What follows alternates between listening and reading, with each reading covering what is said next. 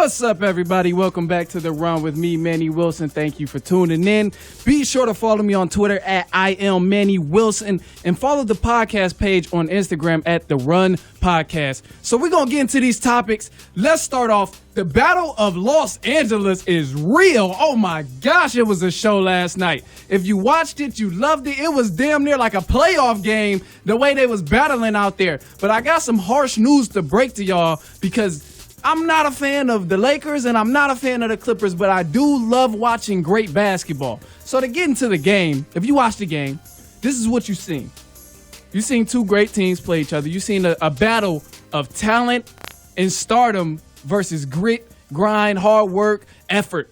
That's what you watch when you watch those teams. The Lakers were the talent and they had all the stardom and all of that, all the hype. Of course, people going to be like, oh, it's a Lake town, whatever. Y'all know how that go. But the Clippers, they're the underdogs. Kawhi was balling out. I'm going to get to that in a second. Oh, my gosh, I can't wait to get to how Kawhi was balling out. Man, it was amazing.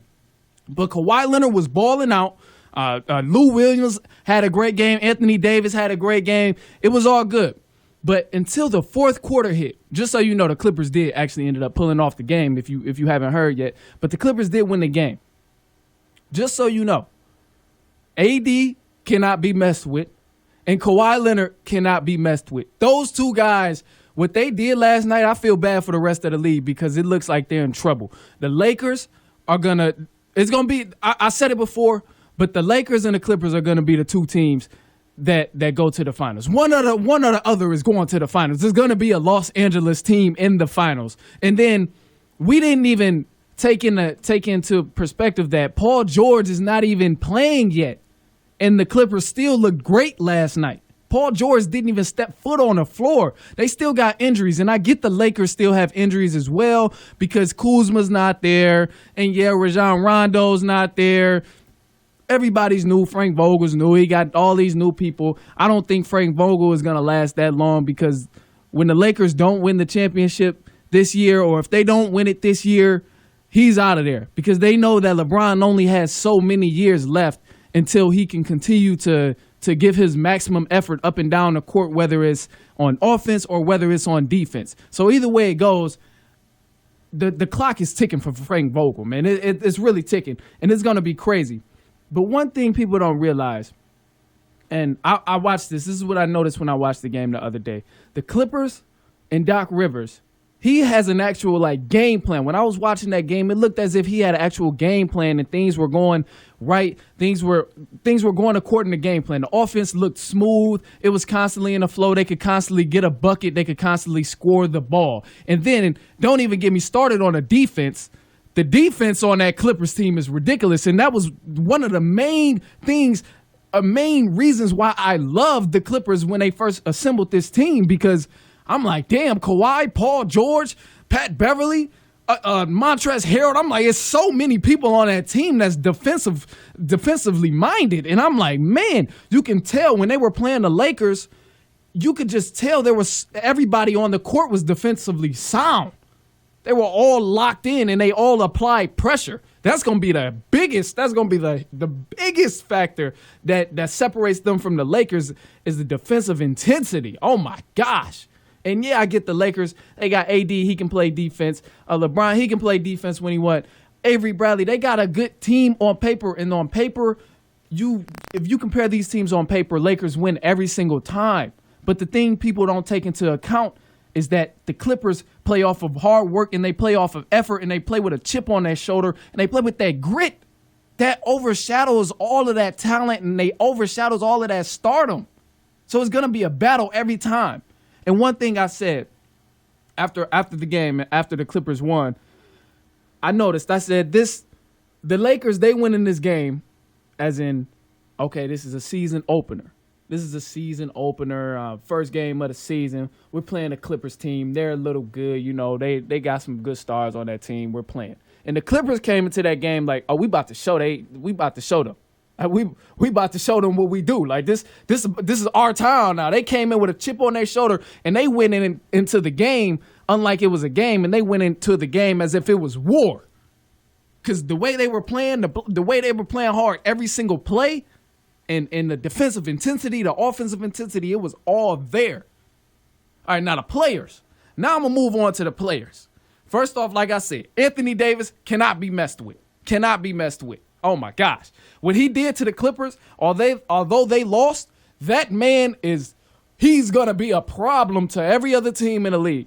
And I mean, damn, by far. The Lakers, they didn't really have an offense. I didn't see any offensive flow or anything with them. It was more so Anthony Davis, go get a bucket. LeBron, go get a bucket. But damn it, every time they gave Anthony Davis the ball in a post, he just about put it in a hoop. He was going crazy. And so I'm watching that and I'm like, whew, yeah, Anthony Davis can lead y'all and he can get you all these points and put you on his back. But damn, you got to come up with some kind of offensive scheme. You got to have some kind of offensive scheme throughout the season. You can't just pass Anthony Davis the ball every single time and hope for a win. Yeah, he going to get you some wins, of course, because clearly he can't be stopped. But that's not the route you really want to go. Like, are you serious? That's not the route you really want to go. And as far as LeBron James, he's LeBron James. We still know he's the best playmaker in the game, smartest player in the game, one of the smartest players to ever play the game. So we know what he's going to bring to the table. But in the fourth quarter of that game, he did not show up. I'm sorry. I hate to tell you that. If you're a LeBron fan, I hate to let you know. But damn it, he didn't show up. He had 4 points in the fourth quarter. Six turnovers. 6 turnovers. I mean, damn. Oh, my gosh. He was flipping it like that.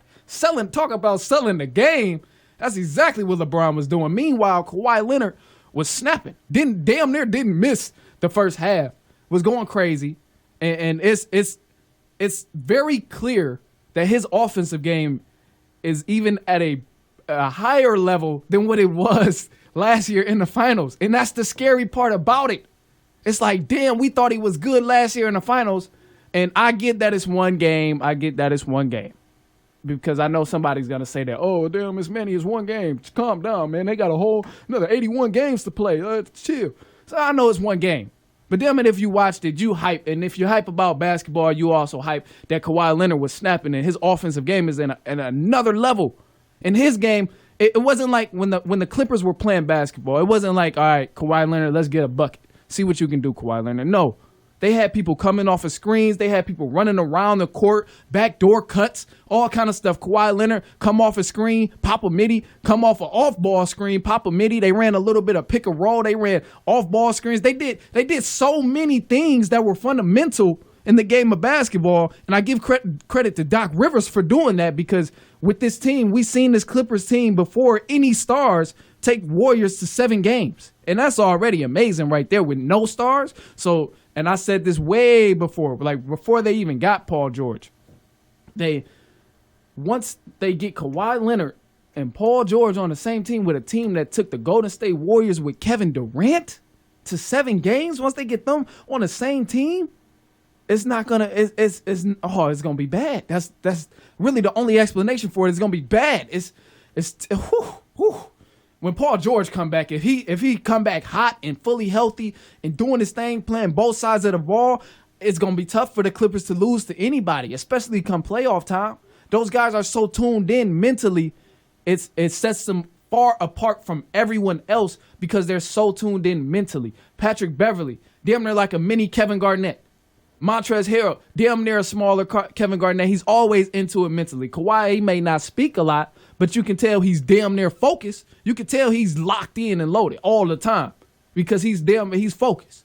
And Paul George, when he come back, is going to be bad. Lou Will coming off the bench giving you 30, 25 plus.